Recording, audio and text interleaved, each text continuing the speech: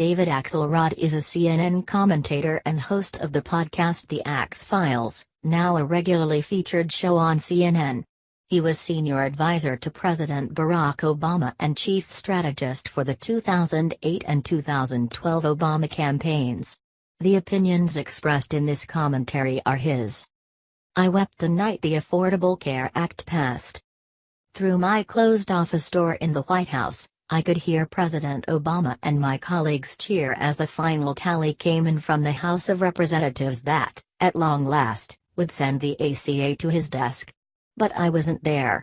Sensing my emotions welling, I had excused myself from the gathering in the Roosevelt Room as the votes mounted and walked across the hall to be alone and collect my thoughts. This unexpected burst confused me. I had, after all, been involved in many public battles over the course of my career. So why was I sobbing now?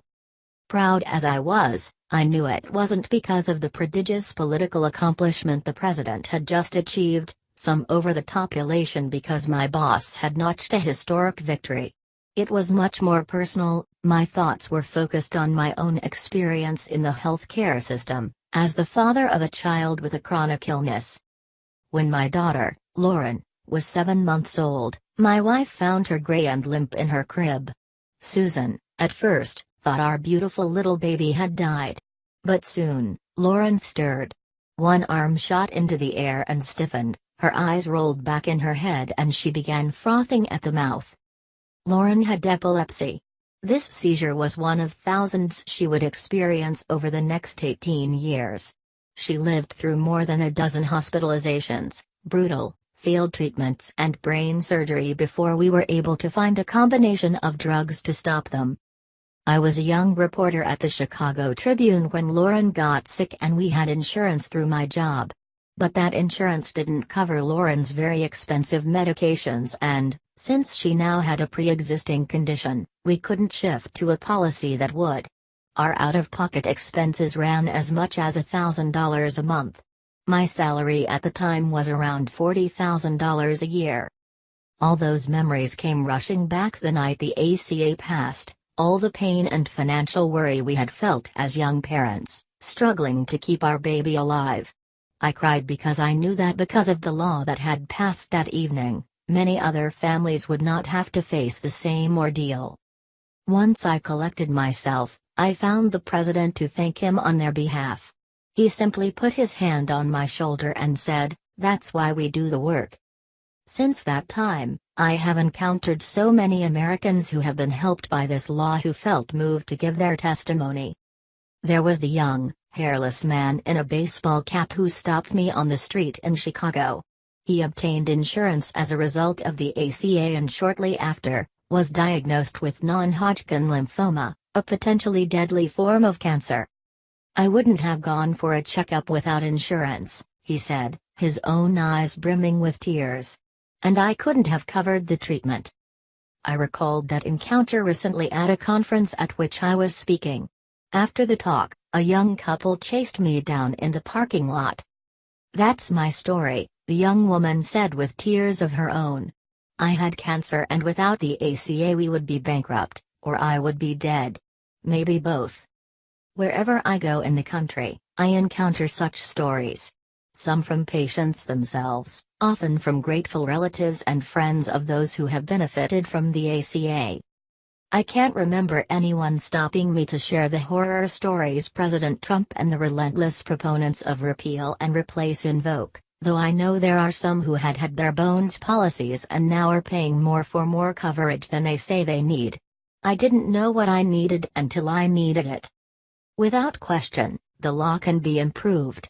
Among the needed steps, additional measures should be taken to stabilize rates in the private insurance exchanges through which 3% of Americans buy their insurance. A bipartisan group of senators was at work on such a plan before being sideswiped by the latest frantic effort to dismantle Obamacare. The ACA has not only provided the opportunity for health coverage to tens of millions who lacked it, it has afforded new benefits and protections that make all Americans more secure.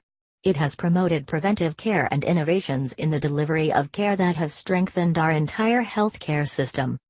That is why every major medical organization, disease and patient advocacy group, even America's major insurers, have strongly condemned the latest plan from Senators Lindsey Graham and Bill Cassidy to scrap the ACA. Under the Graham-Cassidy plan, millions would lose coverage altogether. Rates on older Americans would rise dramatically. And, though the bill includes language that would continue to offer coverage to people with pre-existing conditions, it does not require that it be provided at an affordable price. It is an empty and cynical promise. Republican and Democratic governors have rejected the plan, warning that its draconian cuts in Medicaid funding over time would hurt their states. Those cuts would threaten nursing home patients, people with disabilities and those who need drug treatment, which is particularly cruel in the midst of the opioid crisis. Insurers say the Graham-Cassidy plan would wreak havoc in the insurance markets. So why visit all of this on the American people, racing yet another repeal and replace bill through without proper hearings or scrutiny? Because, says the president and Republican leadership in Congress, repeal and replace was a promise made to their base, and if Congress fails again to act, it will depress Republican turnout in 2018.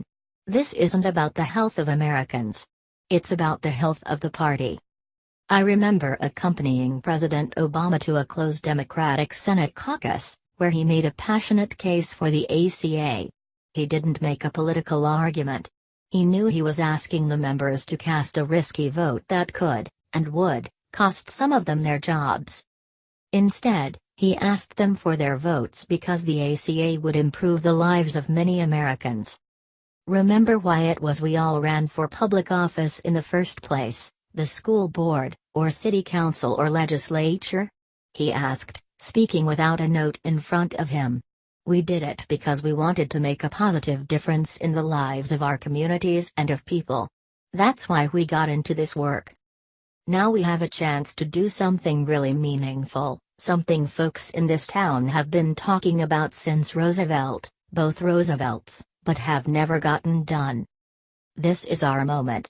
This is our chance to make a real difference now and for future generations.